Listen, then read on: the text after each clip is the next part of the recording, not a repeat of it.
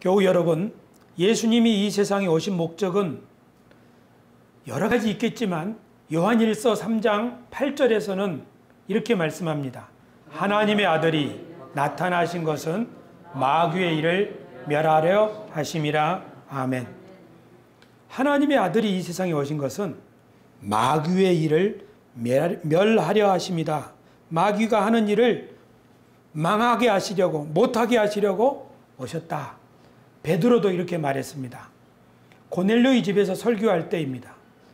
베드로가 예수님을 이렇게 소개하는 거예요. 하나님이 나사렛 예수에게 성령과 능력을 기름 붓듯 하셨음에 그가 두루 다니시며 선한 일을 행하시고, 그 다음 같이 읽겠습니다. 마귀에게 눌린 모든 사람을 고치셨으니 이는 하나님이 함께 하셨음이라. 아멘. 그러니까 예수님이 오신 것은 마귀에게 눌린 사람을 고치시려고 오셨다, 이 말입니다.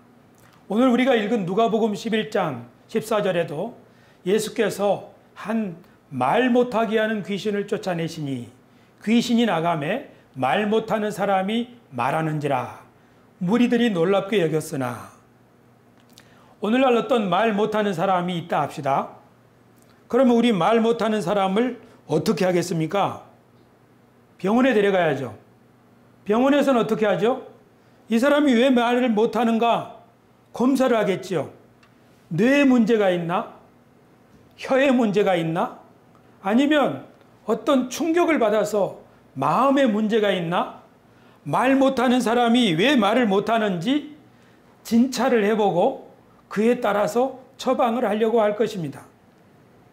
하지만 2000년 전에는 말 못하는 사람을 보고 이것은 말 못하게 하는 귀신이 들러붙어서 말을 못하는 것이다 라고 사람들은 생각을 했습니다.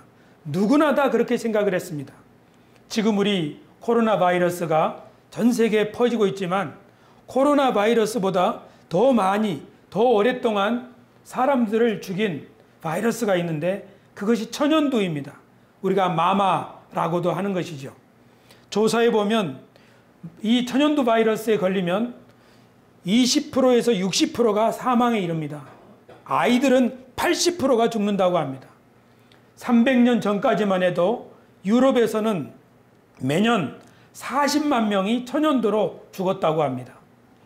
세계보건기구의 발표에 따르면 1967년 유럽에서 1,500만 명이 천연두에 감염되어서 그 중에 200만 명이 사망했다고 합니다. 그게 50년 전 일입니다. 하지만 다행히 백신이 개발되어 가지고 1979년 세계보건기구는 천연두가 박멸되었다 이렇게 선포했습니다. 하지만 우리나라에서 천연두는 호귀마마, 집집마다 어떤 여자 귀신이 천연두 바이러스, 천연두 병을 옮기는 그런 귀신이 있다고 믿고 그 귀신을 두창신이다 또는 손님이다 하면서 두려워하며 그 귀신을 섬기기도 했다는 이야기가 있습니다. 어떤 사람이 병들었을 때 그것은 명확한 이유를 알기 전에는 대부분 귀신에 들러붙어서 그런 것이다 라고 우리 조상들도 말했다는 거죠. 그러니까 예수님 당시에는 오죽 더 하겠습니까? 성경에서 우리가 귀신에 대한 이야기가 나올 때 이 점을 꼭 감안하고 이해를 해야겠습니다. 전에는 뭔가 이유를 알 수 없을 때는 귀신 들려서 그렇다고 했다는 사실을 우리가 우리 조상들의 이야기를 통해서도 알 수 있고, 그리고 2000년 전에는 더욱 그랬다는 것을 알 수 있습니다. 마태복음 10장 1절에 보면 예수께서 그 12 제자를 부르사 더러운 귀신을 쫓아내며 모든 병과 모든 약한 것을 고치는 권능을 주시니라. 그러니까 예수님이 자신도 병자를 치료하실 뿐만 아니라 귀신 들린 사람, 그러니까 귀신 들려서 약함 가운데 있는 그 눌려있는 사람을 보듬어 주시고 감싸 주시고 치료해 주셔서 낫게 해주시는 일을 하셨고, 제자들에게도 그 일을 맡기셨다는 것을 알 수 있습니다. 말 못하는 사람이 있습니다. 뭐 때문에 말 못하는지는 모릅니다. 하지만 이 말 못하는 사람은 얼마나 답답하겠습니까? 얼마나 사람 대접을 못 받았겠습니까? 예수님께서 그 말 못하는 사람에게 가셔서 그를 안수하여 주시고 그 영혼을 이렇게 보듬어 주셔서 치료하시니까 그 사람이 말문이 터지고 자기 생각을 밖으로 표출하기 시작했습니다. 그것을 본 사람들이 뭐라고 하겠습니까? 야, 아무개가 말을 한다. 말 못하게 하는 귀신이 떠나갔다. 하면서 좋아하지 않겠습니까? 할렐루야. 그런데 예수님이 그 사람을 치료하시는 것을 보고 달리 말하는 사람들이 있었습니다. 저것은 귀신 장난이야 하고 조롱하는 사람이 있었습니다. 오늘 본문 11절입니다. 그 중에 더러는 말하기를 그가 귀신의 왕 바알세불을 힘입어 귀신을 쫓아낸다 하고 더러는 예수를 시험하여 하늘로부터 오는 표적을 구하니. 이것을 공동 번역 성경으로 보면 더 실감이 납니다. 그러나 더러는 그는 마귀의 두목 베엘제불의 힘을 빌려 마귀를 쫓아낸다 하고 말하였으며 또 예수의 속을 떠보려고 하늘에서 오는 기적을 보여달라고 하는 사람도 있었다. 그러니까 지금 예수님이 병자를 치료해 주시는데 말 못하는 사람을 말할 수 있도록 고쳐주셨는데 그것을 보고 어떤 사람들은 야, 하나님이 놀라운 일을 하시는구나 하고 박수를 치는 사람도 있지만 어떤 사람들은 팔짱을 끼고 저거 귀신의 두목의 힘을 빌은 거야 하고 예수님을 조롱하는 거예요.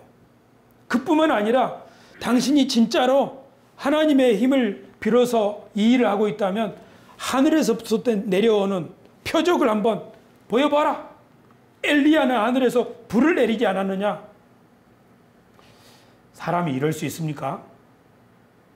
사람을 치료해주는 좋은 일을 하는데 좋은 일 하는 사람을 보고 어떻게 이렇게 조롱하고 비아냥거릴 수가 있는 거예요? 이 사람들의 마음에는 뭐가 있기에 선한 행동을 보고 그렇게 못마땅하게 여기는 겁니까? 선한 일을 하는 사람, 하나님의 뜻을 행하고자 하는 사람은 예수님처럼 이런 대접을 받을 수 있다는 사실을 기억해야 합니다. 바울 사도는 이런 일을 아주 많이 겪었습니다. 오늘 임직자들 여러분, 임직자가 된다고 하는 것은 욕을 먹을 수도 있고 오해를 받을 수도 있는 자리라는 사실을 기억해 주시기를 바랍니다. 누구든지 정말 선한 일을 하려고 할 때에는 오해를 받을 수 있습니다. 하지만 선한 일을 곡해하고 왜곡시키는 사람들의 마음에 뭐가 있는지 바울 사도는 이렇게 말했습니다. 그들이 믿지 않는 것은 이 세상의 악신이 그들의 마음을 어둡게 했기 때문입니다. 그들은 하느님의 형상이신 그리스도의 영광스러운 복음의 빛을 보지 못하게 되었습니다. 그들의 마음을 어둡게 한 이 세상의 악신이 있다는 겁니다. 그러니까 어떤 사람이 말을 못하고 있는데 그걸 보고 사람들은 말 못하게 하는 귀신이 들러붙어 있다 이렇게 말을 하고 그렇게 생각을 했지만 사실은 하나님이 하시는 일을 보고도 그것을 조롱하고 비난하고 비아냥거리는 사람들의 마음속에는 악신이 있다는 겁니다. 그 마음속에는 악신이 눈을 가려버리고 정신을 혼미케 해서 하나님께 영광 돌리지 못하고 그렇게 자기 생각에 갇혀 있다는 것을 바울 사도는 지금 말씀하고 있습니다. 말 못하게 하는 귀신 또는 여러 가지 귀신의 세력에 눌려 있는 사람, 그 사람을 예수님 어떻게 고치셨습니까? 가서 따뜻하게 손을 잡아주시고 꼭 품어주셔서 그 영혼을 살리셨습니다. 정신질환을 앓고 있는 사람들이 많습니다. 우리는 정신병이 대부분 귀신병이라고 생각해서 기도해서 그 귀신을 쫓아내면 병이 나을 줄로 생각하고 많은 기도원에도 데려가고 했습니다. 저도 그런 실수를 많이 했습니다. 하지만 정신병에서 고침을 받는 사람들은 대부분 그 가족이, 그 배우자가, 그 식구가 탁탁한 마음으로 품어줄 때 그 사람은 고침을 받을 수가 있습니다. 그렇지 못하고 괜히 기도원 데리고 와서 사람을 때려잡을 수도 있다는 사실을 기억해야 합니다. 예수님은 하나님의 사랑이 충만하신 분입니다. 그래서 어떤 종류의 귀신의 장난이든 어떤 종류의 연약한 사람이든 어떤 상처를 받고 사람으로서의 도리를 잃어버린 사람이든 예수님은 그 사랑으로 충분히 녹이시고 그 속에 있는 병을 치료하신 줄로 믿습니다. 하지만 좋은 것을 보고도 좋은 줄 모르고 선한 일을 보고도 나쁘다고 그러고 하나님이 하신 역사를 보고도 귀신의 장난이라고 이렇게 왜곡하는 사람들, 그런 악신에 붙어있는 사람들은 어떻게 하겠습니까? 그 사람들의 마음은 돌처럼 단단하게 굳어있고 그 사람들의 마음속에는 고집과 아집과 편견으로 가득 차 있다는 사실을 우리는 알 수 있습니다. 그래서 하나님의 일을 회방만 놓고 있을 뿐입니다.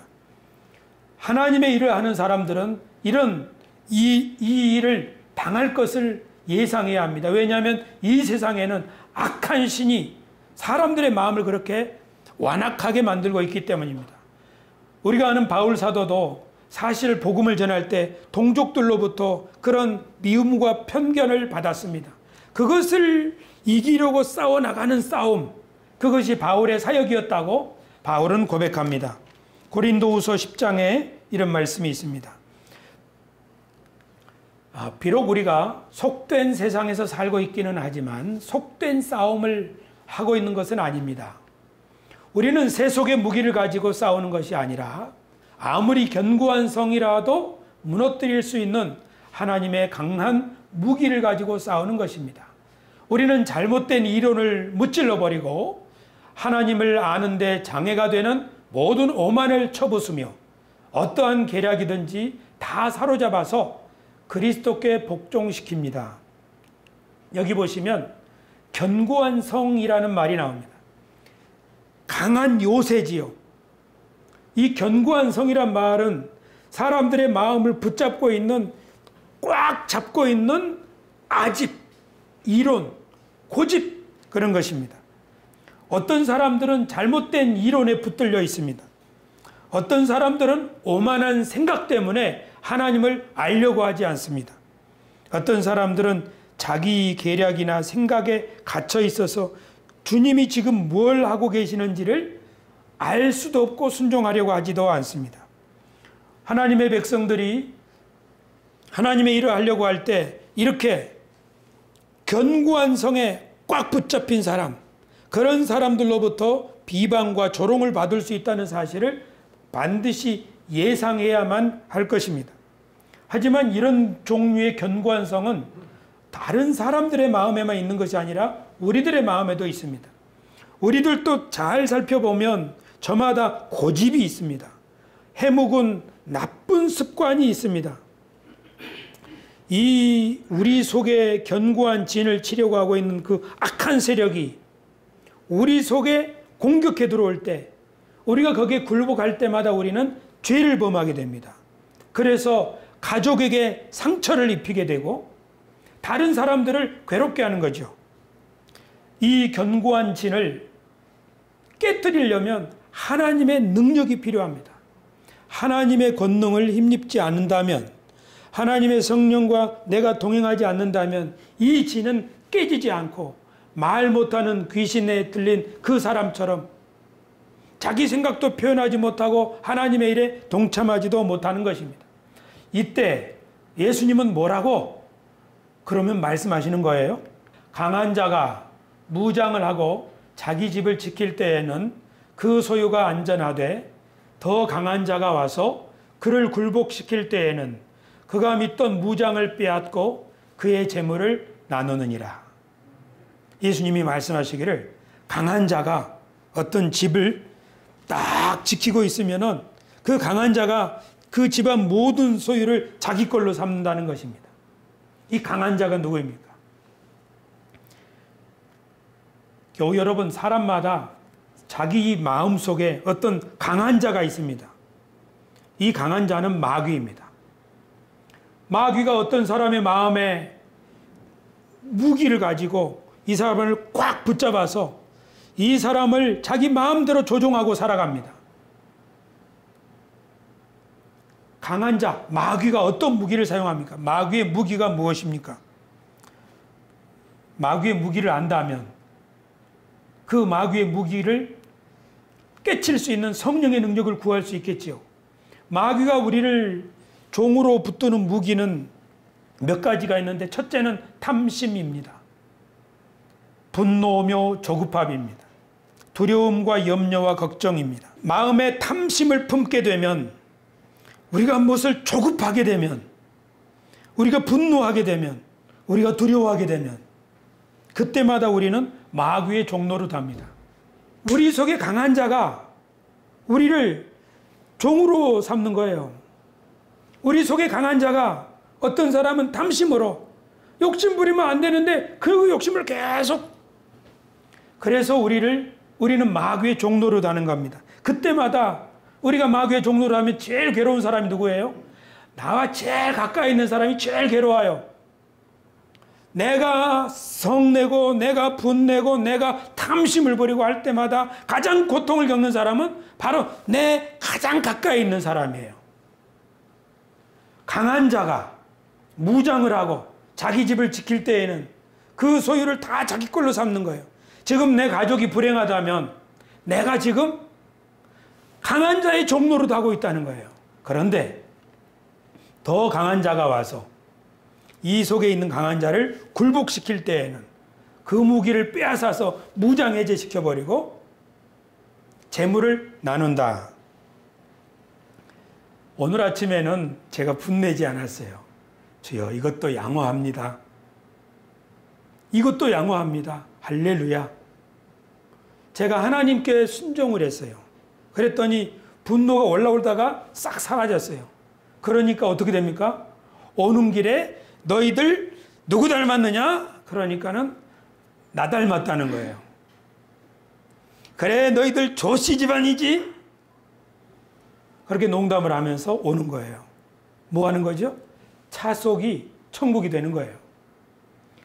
전에는 차 속이 지옥이에요. 그래서 교회 갈 때 내내 저는, 아이들은 아무도 말을 하지 않아요. 그러면서 속에는 불만이 올라오는 거죠. 웅시렁.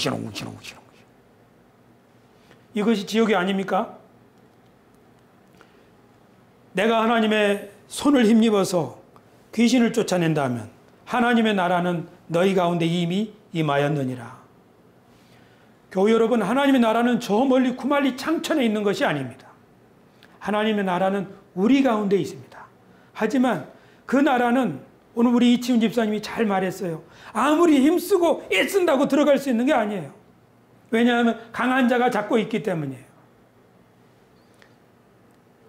그 강한 자를 때려잡을 수 있는 더 강하신 분, 그분을 우리가 모셔드릴 때 우리는 의의 병기로 쓰임받을 수 있습니다. 로마서에서 바울 사도는 이렇게 말씀했습니다. 같이 한번 읽겠습니다. 또한 너희 지체를 불의의 무기로 죄에게 내주지 말고 오직 너희 자신을 죽은 자 가운데서 다시 살아난 자같이 하나님께 드리며 너희 지체를 의의 무기로 하나님께 드리라. 아멘. 우리가 탐심하고 분노할 때고 조급함에 두려워하고 걱정할 때마다 우리는 마귀한테 어서 오세요 하는 거예요. 그 마귀가 강한 자가 우리를 어구하는 거죠. 그러나 그렇지 않고 우리가 하나님 앞에 굴복하면서 하나님 저를 다스려 주세요.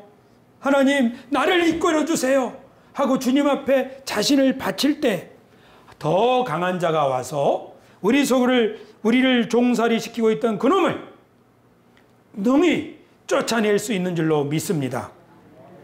할렐루야. 하나님의 나라는 가만히 있으면 우리가 경험할 수 있는 것이 아닙니다. 우리가 사랑도 가만히 있으면 느껴지는 것이 아닙니다. 사랑도 힘쓰고 애쓰고 수고하여 지키는 것이지요. 요새 저희 아내는 네잎클로바를 잘 찾습니다. 그래서 사진을 찍어서 보여줍니다. 며칠 전에는 5잎 클로바를 찾았습니다. 그래서 아이들이 엄마 짱, 엄마 짱 이렇게 하니까 거기다 뭐라고 댓글을 다냐면은 자세한 것은 기억이 안 나지만 이런 거예요. 행복은 찾으려고 노력하는 사람에게 발견이 된단다. 나는 그 말에 참 감동을 받았어요. 하나님의 나라는 마귀에게 그냥 생각 없이 짜증내고 생각 없이 탐심하고 이렇게 있는 사람은 그 집안이 그 인생이 쑥대밭 되는 거예요. 그러나 자기 마음과 자기 가정을 소중하게 여기고 하나님 이 일도 하나님 함께 해주세요. 하나님 나와 동행해 주세요 하고 자신을 소중하게 주님께 드리려고 할 때마다 하나님 우리를 의의 병기로 쓰실 줄로 믿습니다. 예수님이 이어서 이런 말씀하셨습니다. 다 같이 읽겠습니다. 시작. 나와 함께하지 아니하는 자는 나를 반대하는 자요 나와 함께 모으지 아니하는 자는 해치는 자니라. 예수님이 말씀하시는 거예요. 그렇게 자꾸 딴지만 거르는 사람, 나와 함께하지 않으면 결국 나를 반대하는 사람이다. 내가 하나님의 백성들을 모으고 하나님의 일을 위해서 모으려고 하는데 함께 모으지 않는 사람은 결국 해치는 사람이다. 여기서 해친다는 말은 창으로 찍어서 자꾸 이렇게 벌린다는 거예요. 해친다는 말은 전갈이라는 의미가 있습니다. 시골에서 거름을 삼지창으로 탁 찍어서 막 흩뿌려 두는 거죠. 거름은 널리 뿌릴수록 좋은 거지만 하나님의 교회는 쌓여야죠. 사람도 모여야 하고 하나님의 일도 모여야죠. 주님이 말씀하시는 거예요. 나와 함께하지 않는 사람, 마음을 붙이지 않는 사람은 결국은 나를 반대하는 자리에 서게 될 것이다. 내가 모으려고 하는 이 하나님 나라 일에 나와 함께 모으지 않는 사람은 결국 이것을 흐트러 버리는 자가 될 것이다. 우리 교회는 하나님의 일이 잘 모아지다가 흐트러 버리고 그런 일들을 여러 번 경험했습니다. 이것은 우리가 잘 기억해야 할 말씀입니다. 교회의 일들, 하나님이 하려고 하시는 일들이 너는 너 일 해라. 나와 상관없다. 그렇게 멀찍이 있는 사람들은 결국은 교회 일을, 하나님의 일을 흩어버리고 말 것이라는 사실을 기억해야 할 것입니다. 그러면 어떻게 해야 되겠습니까? 예수님이 그 다음 말씀 24절에 이렇게 말씀하셨습니다. 더러운 귀신이 사람에게서 나갔을 때에 물 없는 곳으로 다니며 쉬기를 구하되 얻지 못하고 이에 이르되 내가 나온 내 집으로 돌아가리라 하고 가서 보니 그 집이 청소되고 수리되었거늘 이에 가서 저보다 더 악한 귀신 7을 데리고 들어가서 거하니 그 사람의 나중 형편이 전보다 더 심하게 되느니라. 아멘. 이 본문을 가지고 조용기 목사님이 빈집의 우환이라는 제목으로 설교를 하셨는데 책으로도 출판되었습니다. 조용기 목사님은 이 본문을 가지고 뭐라고 말씀하셨냐면 사람은 하나님의 작품으로 사람은 집과 같다. 그래서 그 집의 주인이 되신 하나님을 모시고 살아야 되는데 하나님을 모시지 않는 사람은 마치 빈 집과 같아서 그 집에 도적이 들끓어서 아주 황폐해버리고 마는 것이다. 그러므로 우리 이 집에 빈 집으로 내버려 두지 말고 예수님을 나의 주인으로 모시고 주님과 더불어 살 때 그 인생은 모든 것이 풍족하고 안전한 삶이 될 것이다. 이렇게 조용기 목사님이 설교를 하셨습니다. 예수님이 말씀하시는 거예요. 어떤 사람이 그 사람에게서 귀신이 나갔는데 그 귀신이 갈대로 얻지 못하다가 다시 돌아와 가지고 그 사람 속에 들어와 보니 깨끗하게 소지되었으니까 자기보다 더 나쁜 귀신 7을 데리고 와서 그 속에서 난장판을 일으키니 전보다 더 나쁘게 되었다는 거죠. 예수님께서도 38년 동안 걷지 못하는 이 병자를 치료하신 다음에 그 병자에게 이렇게 말씀하셨습니다. 그 후에 예수께서 성전에서 그 사람을 만나 이르시되 보라, 내가 나았으니 더 심한 것이 생기지 않게 다시는 죄를 범치 말라 하시니. 아멘. 38년 동안 괴로움을 겪었던 이 사람이 예수님으로 말미암아 고침을 받았는데 더 심한 것이 생길 수도 있다는 겁니다. 언제? 다시 죄를 범하면. 어떤 가정은 너무너무 오랫동안 가난하게 빈곤 가운데서 살아서 고통을 겪었습니다. 그런데 어찌어찌해서 마침내 재물이 생겼고 집도 생겼습니다. 이제 살만하게 되었습니다. 그런데 그 재산을 가지고 형제 간에 다툼이 생겼습니다. 그래서 이 사람이 말하는 거예요.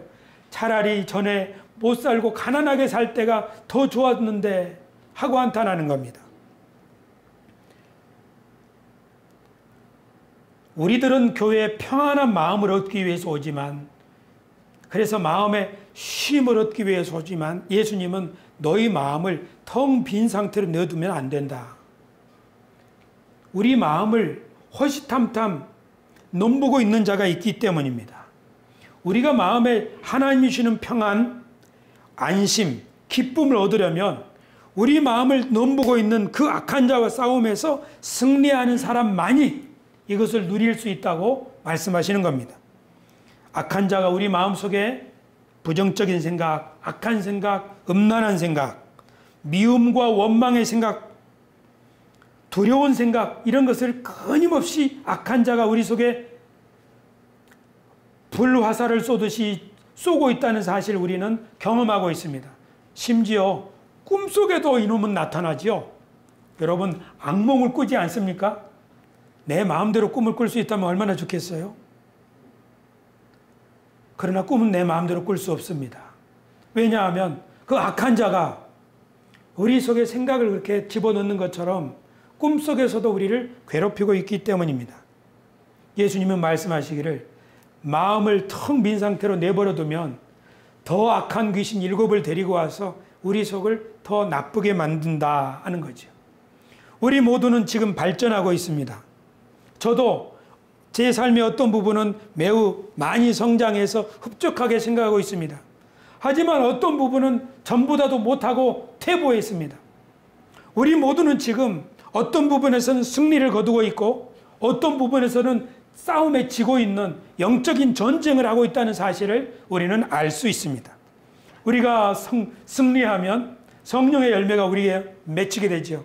그래서 사랑과 기쁨, 화평이 가득하게 되고 나와 가까이 있는 사람들이 나와 함께 살 때 좋아하는 거죠. 할렐루야. 여러분에게 묻습니다. 여러분은 여러분 가족과 지금 행복합니까? 때때로 행복하지만 때때로는 큰 갈등이 있죠. 그 행복과 갈등, 그게 어디서 옵니까? 우리가 믿음에 승리할 때에는, 성령에 충만할 때에는 성령의 열매가 맺히는 것이요. 그때에는 사랑, 희락, 화평, 오래 참음, 자비, 양선, 충성, 온유, 절제. 하지만 마귀에게 지면, 마귀가 던져주는 욕심에 우리가 넘어가게 되면 우리가 패배하게 되고, 패배하게 되면 우리 삶에 아주 부정적인 열매들이 맺히게 되는 거죠. 갈라디아서 5장에서 바울 사도가 이 싸움에서 진 사람들이 맺히게 되는 열매를 말합니다. 육정이 빚어내는 일은 명백합니다. 곧 음행, 추행, 방탕, 우상숭배, 마술, 원수 맺는 것, 싸움, 시기, 분노, 이기심, 분열, 당파심, 질투, 술주정, 흥청대며 먹고 마시는 것, 그 밖에 그와 비슷한 것들입니다. 우리가 이 싸움에서 이겨야만 성령의 열매를 맺고 천국을 누리게 되고, 이 싸움에 지면 지옥을 경험하게 되겠죠. 우리 가정이 천국이 되기를 원한다면 그냥 예수만 믿으면 천국 된다 그러지 말고 이 믿음의 선한 싸움에 승리해야 될 줄로 믿습니다. 하나님을 의지해야 합니다. 그래서 기도해야 승리할 수 있습니다. 하나님의 말씀을 묵상하고 그 말씀을 가까이 해야 승리할 수 있습니다. 우리 몸은 집과 같습니다. 성경에서 우리 몸을 육신의 장막이라고 말했습니다. 주님께 우리가 기도하고 주님의 말씀을 묵상할 때마다 우리 집은 환하게 비춰질 것입니다. 그러나 기도의 불이 꺼지고 하나님의 말씀을 묵상하지 않을 때마다 우리의 집은 캄캄하고 어두워질 것입니다. 예수님은 누가복음 본문에서 33절부터 계속 말씀하셨습니다. 누구든지 등불을 켜서 속에나 말 아래에 두지 아니하고 등경 위에 두나니 이는 들어가는 자로 그 빛을 보게 하려 함이라. 내 몸의 등불은 눈이라. 내 눈이 상하면 온 몸이 밝을 것이요 만일 나쁘면 내 몸도 어두우리라. 그러므로 내 속에 있는 빛이 어둡지 아니한가 보라. 내 온몸이 밝아 조금도 어두운 데가 없으면 등불의 빛이 너를 비출 때와 같이 온전히 밝으리라 하시니라. 아멘. 할렐루야. 하나님의 말씀은 우리의 등불입니다. 주의 말씀은 내 발의 등이라고 했습니다. 주님의 말씀이 우리를 비출 것입니다. 주님의 말씀이 우리 몸을 구석구석 비춰줄 때 우리는 밝게 될 것입니다. 어떤 사람이 등불을 켜서 속에 또는 통 속에 두지 않고 어디에 둡니까? 등경 위에 두는 거죠. 램프 스탠드 위에 등불을 두는 것이죠. 하나님의 말씀을 들어서 알고 있다. 나는 하나님 말씀 기억하고 있다. 나는 하나님 말씀 잘 안다. 하고 기억의 저장소에다가만 담아두면 안 됩니다. 하나님의 말씀을 내 몸이라고 하는 집에 가장 잘 보이는 곳에 두어야 합니다. 하나님의 말씀이 등불처럼 내 마음속에 가득하게 될 때 그 말씀의 빛은 우리의 입술을 통해서 지혜로운 말로 또 희망과 용기의 말로 나오게 될 것입니다. 그러니까 내 입에서 어리석음이나 또 무지한 말이나 절망의 말들이 나오고 있다면 내가 지금 굉장히 어둡구나 하는 것을 이해할 수 있습니다. 우리 속에 하나님의 말씀이 환하면 우리는 눈으로도 그 말씀이 우리들에게 희망과 평온과 또 따뜻함을 안겨줄 수 있을 것입니다.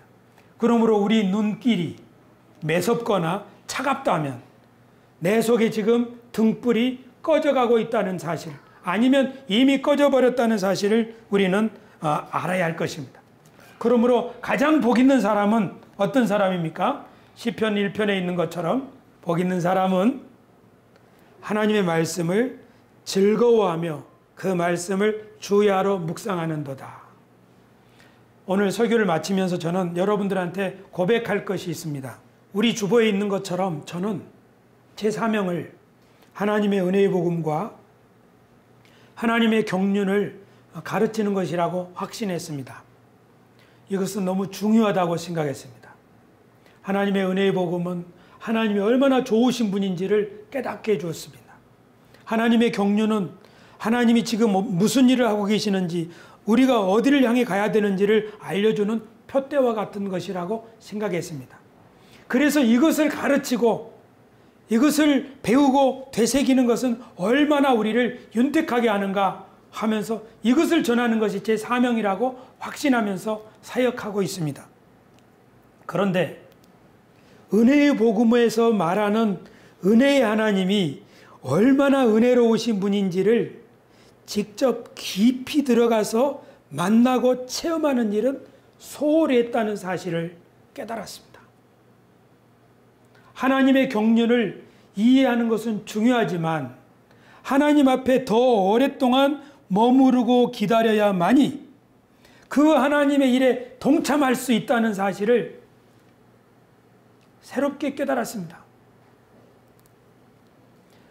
하나님은 저에게 은혜의 복음과 하나님의 경륜이라고 하는 축복과 은혜의 문을 활짝 열어놓고 들어와라 하셨지만, 야호! 은혜의 문이 열려 있구나, 축복의 문이 열려 있구나 하고 너무너무 좋아하면서 즐겨 거기를 들어가려고 하지 않았던 거 아닌가, 그런 반성의 마음이 들었습니다. 등불이 하나님의 말씀인데 하나님의 말씀을 제가 깨달았습니다. 그래서 그 말씀이 제 기억 속에 있습니다. 그래서 언제든지 저는 저 기억의 저장고에서 은혜의 복음이든지 하나님의 경륜이든지 꺼낼 수 있다고 생각했습니다. 그런데 그것이 속에 있고 말 안에 있다면, 등경 위에 있지 않다면 그것이 빛을 발하지 못한다는 사실을 깨닫지 못했습니다. 사람의 몸속에서 어디가 이고 어디가 말 안에입니까? 저는 그것이 기억이라고 생각합니다. 머리로 알고 있어. 다 알아. 그런 사람들은 저처럼 실수하게 됩니다. 아는 것이 중요한 게 아닙니다. 하나님의 말씀이 우리 기억의 어딘가에 있다는 것으로 족해서는 안 됩니다. 우리 몸이 집이라고 한다면 집을 환하게 비춰줄 수 있는 그 중요한 자리에 이 말씀의 등불이 활활 환하게 빛나야 합니다. 우리 몸에서 이 등경이 어디일까요? 항상 들락날락하고 모든 일을 결정해야 하는 그 등경, 그것은 바로 우리 마음입니다. 우리 마음판에 이 하나님의 말씀이 주야로 묵상되어지고 또 묵상하고, 그렇게 할 때 이 말씀은 우리를 환하게 비추어줘서 모든 판단에 있어서 강한 자가 왔을 때 더 강하신 하나님의 능력으로 이것을 능히 물리칠 수 있다고 확신합니다. 저는 강한 자가 얼마나 강한지 잘 알고 있습니다. 즉 마귀가 얼마나 오랫동안 저의 연약함과 해묵은 나쁜 습관을 틈타고 있는지 잘 알고 있습니다. 그리고 내가 이것을 얼마나 이기지 못하는 연약한 존재인지도 알고 있습니다. 우리 모두가 그렇습니다. 그러나 우리 몸을 빈집으로 두지 아니하고 하나님의 말씀의 등불로 환하게 켠다면 우리 눈이 밝아지고 우리 마음도 밝아지고, 그래서 그 말씀대로 하나님이 나와 함께 하시구나, 하나님이 지금도 일하고 계시는구나, 하나님 우리를 통해서 하나님의 역사를 이루시겠구나, 할렐루야 하고 하나님의 말씀을 즐거워하면서 묵상하는 가운데 우리는 비로소 악한 자를 제압하면서 성령이 충만한 하나님의 사람이 되어서 잠을 잘 때도 하나님의 꿈을 꿀 것이요, 말을 할 때도 하나님의 꿈을 말할 것이요, 계획을 할 때도 하나님의 계획을 구상할 수가 있게 될 줄로 믿습니다. 그렇게 해서 비로소 우리는 하나님의 꿈을 배우고 바라고 행하는 사람이 될 것입니다. 제가 이 말씀을 드리는 이유는 저와 여러분이 올해 2020년 한 해 하나님의 꿈을 배우는 사람, 바라는 사람, 동참하는 사람 되고 싶기 때문입니다. 저를 너무 불쌍하게만 여기지 마시고 우리 같이 하나님의 나라를 함께 누리면서 이 하나님의 꿈이 우리 교회를 통해서 이루어질 수 있도록 함께 힘써 주시기를 주님의 이름으로 부탁을 드립니다. 기도하겠습니다.